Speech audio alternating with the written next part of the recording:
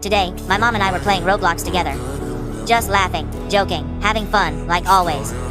Then, out of nowhere, she asked me, "Son, how much money do you make from YouTube?" I got quiet for a moment and said softly, "Mom, my channel isn't monetized yet." She smiled, hugged me, and said, "It's okay, my dear, I just asked, don't be sad." But that night, I couldn't stop thinking about it. I realized she asked because she wanted to buy something for Christmas. And that hit me hard.